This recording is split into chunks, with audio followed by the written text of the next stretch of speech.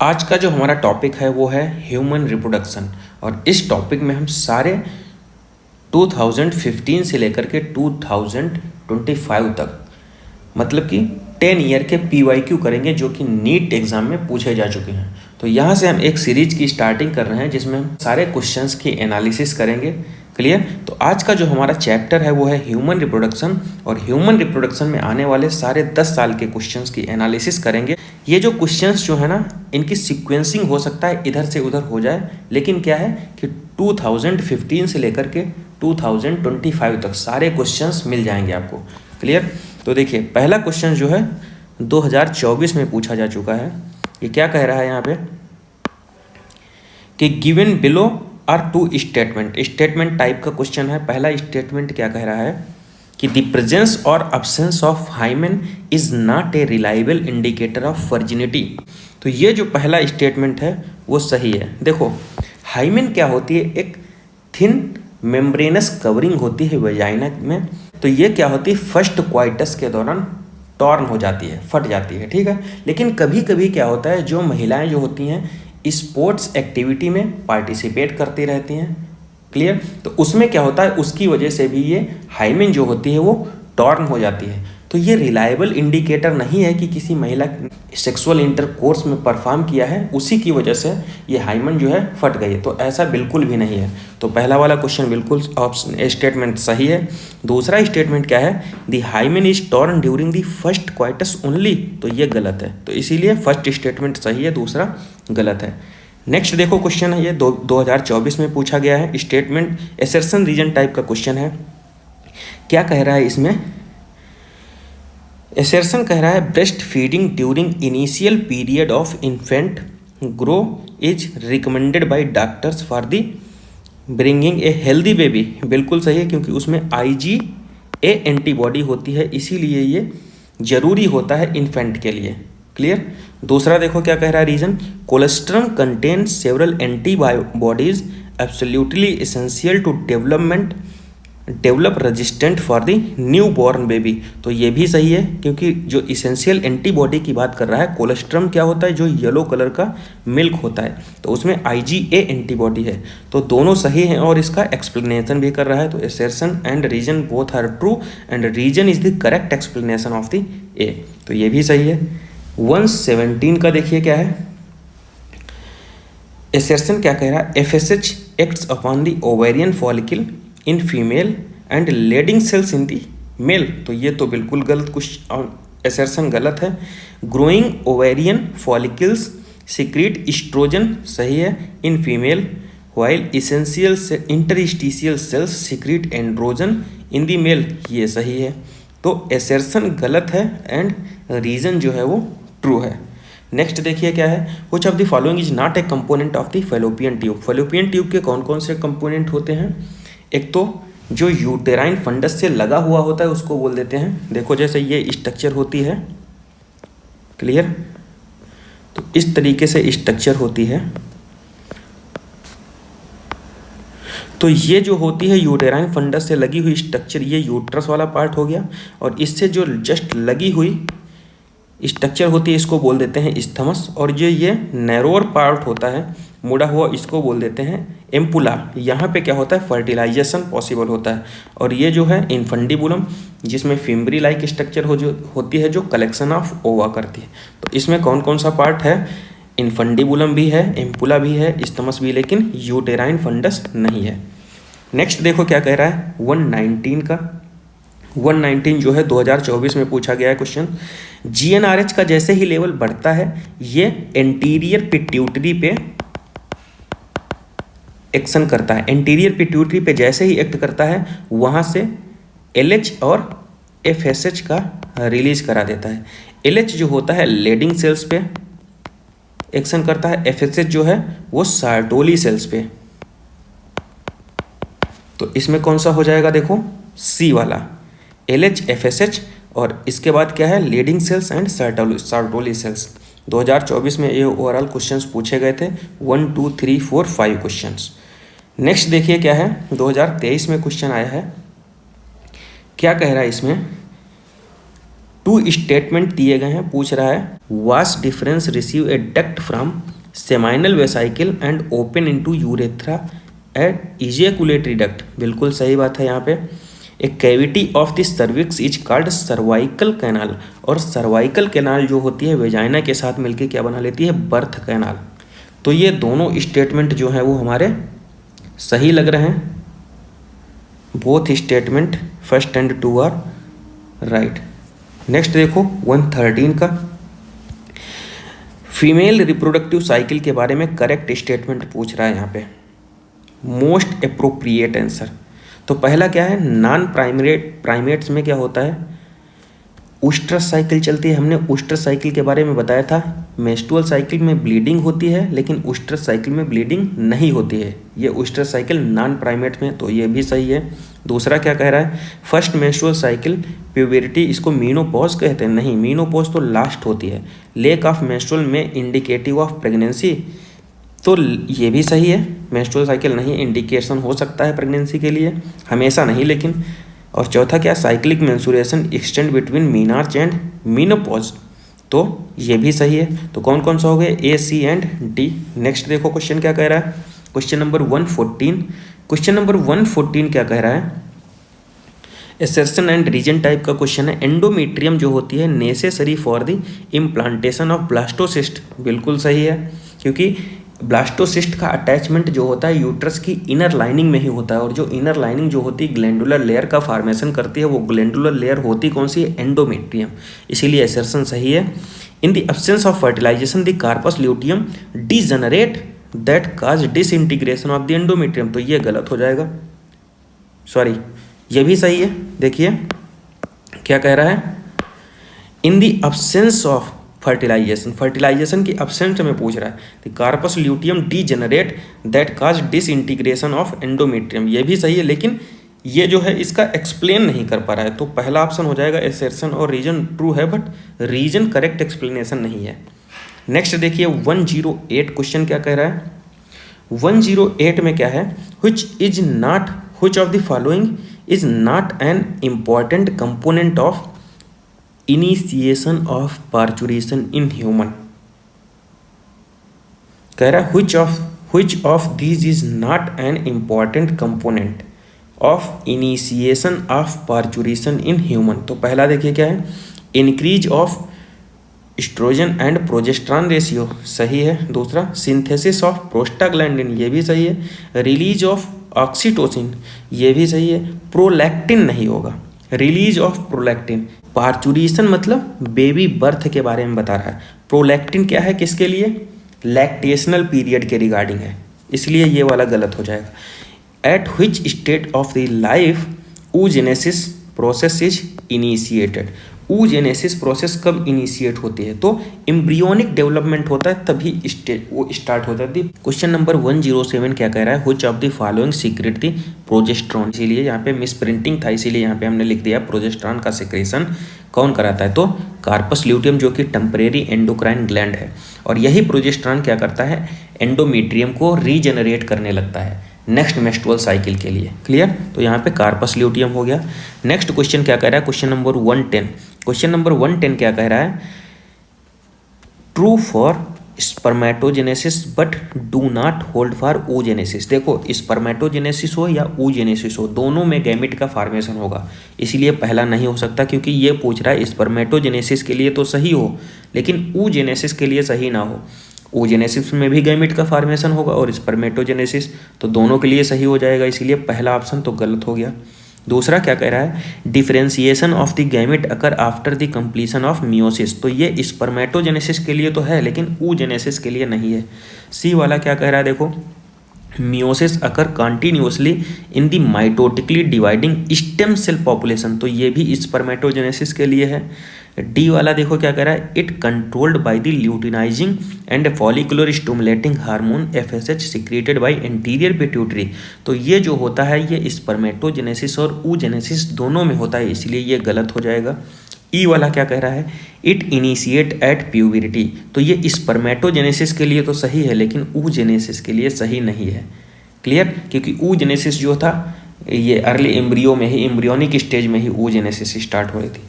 ठीक है, तो इसमें कौन कौन सा हो जाएगा, बी, सी और ई। नेक्स्ट देखो क्या कह रहा है, रिसेप्टर फॉर स्पर्म बाइंडिंग, तो ये सीधे सीधे है जोना पेल्यूसिडा लेयर। नेक्स्ट देखो 111 क्या कह रहा है, स्टेटमेंट वाइज क्वेश्चन है, इसमें दो स्टेटमेंट दिए गए हैं। पूछ रहा है the release of the sperm into the seminiferous tubule is called the spermiation, तो सही है, रिलीज ऑफ स्पर्म तो स्पर्मिएशन। दूसरा क्या कह रहा है, spermiogenesis is the process of the formation of sperm, तो ये गलत है, तो पहला सही है, दूसरा स्टेटमेंट गलत है। 100 का देखते हैं क्या कह रहा है, which of the follow Which of these is not an important component of initiation of the parturition in the human, तो ये तो अभी आ चुका है, प्रोलैक्टिन का कोई रोल नहीं होता है इसमें पार्चुरेशन के प्रोसेस में। नेक्स्ट देखो क्या कह रहा है, एक्टोपिक प्रेगनेंसी। पहली बात तो एक्टोपिक प्रेगनेंसी होता क्या है, जैसे जो इम्ब्रियो का डेवलपमेंट जो होता है यूट्रस को छोड़ करके अदर पार्ट में अगर हो रहा तो उसको बोल देंगे एक्टोपिक प्रेगनेंसी, मतलब प्रेगनेंसी अदर देन दी यूट्रस। तो एक्टोपिक प्रेगनेंसी देखो क्या कह रहा है क्वेश्चन नंबर 90 में, implantation of the embryo at the site other than the uterus, तो यही हो जाएगा। नेक्स्ट देखो क्या कह रहा है 89 नंबर का क्वेश्चन। 89 में क्या कह रहा है, सेवरल हार्मोन जैसे HCG, HPL, एस्ट्रोजन और किससे प्रोड्यूस होते हैं, तो प्लेसेंटा के थ्रू। और देखो ओवरी के थ्रू भी, जब जो मदर जो होती है प्रेग्नेंट होती है तो प्रेगनेंसी के दौरान ओवरी से एक लिखा है, वो कौन सा है, रिलैक्सिन। ये जो और क्वेश्चन में पूछे गए वो प्लेसेंटा के थ्रू। नेक्स्ट क्वेश्चन है 88। क्वेश्चन नंबर 88 में देखो क्या कह रहा है, मॉन्स प्यूबिस, तो मॉन्स प्यूबिस जो होता है फीमेल एक्सटर्नल जेनाइटेलिया होता है, ठीक है। एंट्रम क्या होता है, एंट्रम जो होती है वो ग्राफियन फॉलिकल में टर्सरी फॉलिकल जो होता है उसमें फ्लूइड फील्ड कैविटी होती है। नेक्स्ट देखो क्या कह रहा है,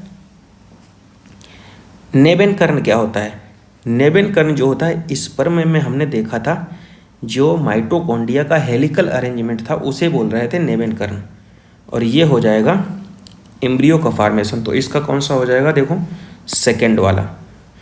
नेक्स्ट क्वेश्चन क्या कह रहा है 87, amnion of the mammalian embryo is derived from. Question number 87 क्या कह रहा है, एमनियन का डेरिवेशन किससे होता है, तो एक्टोडर्म और मीजोडर्म से हो रहा है। एमनियन जब हम एमनियोसेंटेसिस पढ़ रहे थे तो बताया था एमनियोटिक फ्लूइड की एनालिसिस की जा रही थी, तो एमनियन एक कैविटी थी, उसका डेरिवेशन किससे हो रहा है, तो एक्टोडर्म और मीजोडर्म से। क्वेश्चन नंबर 86 देखो क्या कह रहा है, hormones secreted by the placenta, अभी क्वेश्चन आया था HCG, HPL, estrogen and progesterone, तो ये हो जाएगा। नेक्स्ट क्या कह रहा है 85 मैचिंग वाला क्वेश्चन है, तो कह रहा है प्लेसेंटा, तो प्लेसेंटा से ह्यूमन कोरियोनिक गोनाडोट्रोपिन ये हार्मोन रिलीज होता है। नेक्स्ट देखो क्या कह रहा है जोना पेल्यूसिडा, ये ओवम की लेयर होती है जिससे स्पर्म बाइंड करता है जाके। नेक्स्ट है बल्बो यूरोथ्रल ग्लैंड, तो लुब्रिकेशन प्रोवाइड करती है। लेडिंग सेल्स एंड्रोजन, तो इसमें कौन सा हो जाएगा, फोर्थ वाला। नेक्स्ट क्वेश्चन है क्वेश्चन नंबर 60। क्वेश्चन 60 क्या कह रहा है, in human females meiosis is not completed until, तो जब तक फर्टिलाइजेशन नहीं होगा तब तक मियोसिस कंप्लीट नहीं होगी। क्वेश्चन नंबर 59 क्या कह रहा है, क्वेश्चन नंबर 59 कह रहा है fertilization in human is practically feasible only if, तो चारों ऑप्शन पढ़िए, इसमें क्या कह रहा है, the ovum and the sperm are transported simultaneous.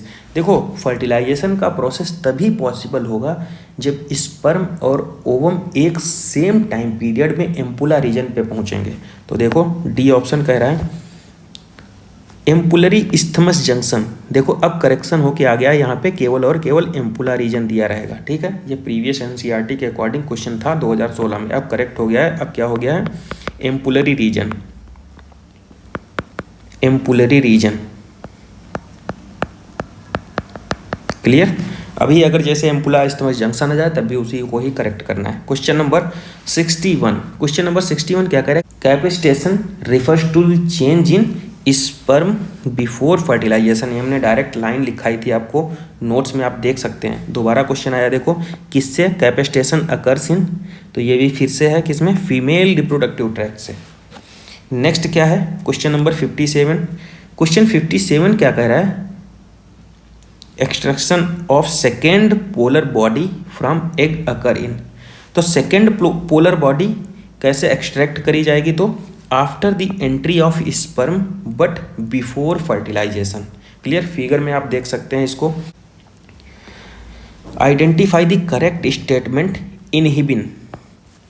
Inhibin के लिए जो करेक्ट स्टेटमेंट वो क्या है, देखो, it produce by granulosa cells. Inhibin जो हार्मोन होता है वो ग्रेन्युलोसा सेल्स के थ्रू प्रोड्यूस किया जाता है। हमने नोट्स में साइड में नोट बना के लिखाया था। क्लियर, तो ग्रेन्युलोसा सेल्स जो होती हैं वो इनहिबिन को सिक्रीट करती हैं in ovary and inhibits the secretion of FSH. तो आंसर नंबर डी हो जाएगा इसका। क्वेश्चन नंबर 39 क्या कह रहा है, which of the following event is not associated with the ovulation in human female. तो देखो पहला क्या है, रिलीज ऑफ सेकेंडरी oocyte, ये तो सही है। एलएच सर्ज भी होगा। डिक्रीज इन द एस्ट्रोडियोल, ये नहीं है। क्लियर, और फुल्ली डेवलप्ड ग्राफियन फॉलिकल, ये भी सही है। क्वेश्चन नंबर 37 क्या कह रहा है, select the incorrect statement select कर रहा है। एलएच एंड एफएसएच डिक्रीज होते हैं क्या gradually during the follicular stage, तो यही गलत हो जाएगा, इंक्रीज होते हैं। क्लियर, 37 में पहला ही गलत हो जाएगा। 36 वाला क्या कह रहा है, change in GnRH pulse frequency in female is controlled by the circulating level of. कौन कंट्रोल करता है, तो एस्ट्रोजन और प्रोजेस्टेरॉन कंट्रोल करते हैं इसके लेवल को। नेक्स्ट क्या कह रहा है 34 नंबर क्या कह रहा है, no new follicle develop in the luteal phase of the menstrual cycle because. कोई भी नए फॉलिकल का डेवलपमेंट नहीं होता है मेंस्ट्रुअल साइकिल के दौरान, luteal phase of menstrual cycle. तो क्यों नहीं होता है 34 में, देखो क्योंकि both FSH and LH level जो होते हैं वो लो होते हैं ल्यूटियल फेज के दौरान। क्लियर, और यही रिस्पॉन्सिबल होते हैं मेंस्ट्रुअल साइकिल में फॉलिकल के डेवलपमेंट के लिए, और अगर इन्हीं का लेवल लो होगा इसीलिए फॉलिकल का डेवलपमेंट नहीं होगा। नेक्स्ट देखो 35 नंबर क्या कह रहा है, 35 मैचिंग का क्वेश्चन है। प्रोलिफरेटिव फेज, हमने क्या बताया था, प्रोली और फॉली, इससे मैच करते हैं। तो फर्स्ट का सेकेंड हो जाएगा। क्लियर, और सेकंड का क्या हो जाएगा, सिक्रीटरी ल्यूटियल फेज, और मेंस्ट्रुअल जो होता है ब्रेकडाउन होता है, तो इसमें कौन सा हो जाएगा, सी वाला। नेक्स्ट देखो क्या कह रहा है 33 वाला क्या कह रहा है यहाँ पे, which of the following hormone level will cause release of ovum from the Graafian follicle. कौन सा हार्मोन रिस्पॉन्सिबल होता है, तो एनसीईआरटी की लाइन में लिखा है हाई कंसंट्रेशन जब होगा किसका, एस्ट्रोजन का। नेक्स्ट क्या कह रहा है 22 नंबर का question, which of the following cell during gametogenesis is normally diploid. तो स्पर्मेटोगोनिया सेल्स जो होती हैं वो डिप्लॉयड होती हैं। ठीक है, उसके बाद जब गैमेट का फॉर्मेशन होता है तो गैमेट हैप्लॉयड फॉर्मेट होते हैं। नेक्स्ट देखो 21 नंबर का क्वेश्चन क्या कह रहा है यहाँ पे, enteral follicle is a cellular. कौन सी लेयर जो होती है, तो जोना पेल्यूसिडा लेयर की बात कर रहा है यहाँ पे। Which of the following layers in an antral follicles is acellular, तो zona pellucida layer. Hysterectomy is surgical removal of, तो क्या बताया था हमने, यूट्रस का अगर रिमूव करेंगे तो ये टर्म यूज किया जाएगा। जब हम बता रहे थे ट्यूबेक्टोमी और वेसेक्टोमी तो हमने लिखाया भी था हाइस्टेक्टोमी किसके रिमूवल के लिए होता है, यूट्रस के रिमूवल के लिए। क्लियर, नेक्स्ट देखो क्या है 20 नंबर का क्वेश्चन। 20 नंबर का क्वेश्चन कह रहा है a difference between spermatogenesis and spermiation. Spermatogenesis क्या होता है, फॉर्मेशन ऑफ स्पर्म, और स्पर्मिएशन क्या होता है, रिलीज। तो देख लेते हैं यहाँ पे, स्पर्मेटोजेनेसिस स्पर्मेटोजोआ आर फॉर्म्ड, ठीक है, और अगर रिलीज हो रहा है तो क्या बोल देंगे हम, स्पर्मिएशन। क्लियर, तो यही वाला 4th नंबर का हो जाएगा। नेक्स्ट कह रहा है 2nd नंबर का क्वेश्चन, देखो ये पैथवे पूछ रहा है, तो हमने लिखाया था रे टेस्टिस, फिर क्या लिखाया था, वास इफरेंसिया, फिर एपिडिडाइमिस, फिर वास डिफरेंस, तो पहला हो जाएगा। तो स्पर्म का पैथवे हमने क्या लिखा था, रे टेस्टिस, वास efferentia, epididymis and vas deferens. और इसमें कुछ और भी बताया था, एपिडिडाइमिस जो होता है वहाँ पे कलेक्शन ऑफ द स्पर्म होता है। फर्स्ट नंबर क्वेश्चन जो 2019 में पूछा गया है वो क्या है, ये भी करेक्ट सीक्वेंस ही पूछ रहा है। तो देखिए सेमनीफेरस ट्यूब्यूल, रेटेटिस्टिस, वास efferentia, epididymis, vas deferens, ejaculatory duct, urethra and urethral meatus. तो ये भी सेम ही पैथवे है मेल में स्पर्म का। तो यहाँ पे हमने ओवरऑल 10 ईयर के क्वेश्चंस की प्रैक्टिस कर ली है। अगर आप लोगों को वीडियो अच्छा लग रहा है तो उसको सब्सक्राइब कीजिए, शेयर कीजिए और लाइक कीजिए। अगर कोई भी क्वेरी है तो आप कमेंट बॉक्स में ज़रूर कमेंट कीजिए। Thank you.